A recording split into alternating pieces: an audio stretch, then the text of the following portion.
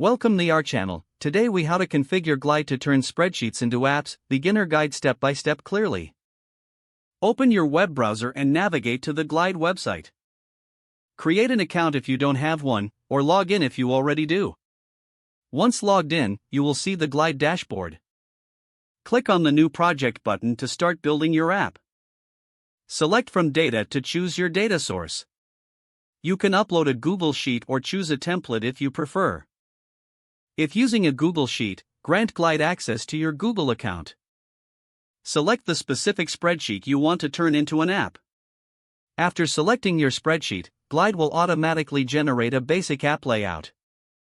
Familiarize yourself with the Glide editor interface on the left side of the screen. You will see sections for layouts, components, and settings. Start by choosing the layout that suits your app's purpose. Click on Layout and select between options like List, Tile, or Details. Drag and drop components from the Components panel to customize your app. Components include text, images, buttons, and forms to enhance functionality. Configure each component by clicking on it to access its settings. You can adjust properties such as text content, image URLs, and actions.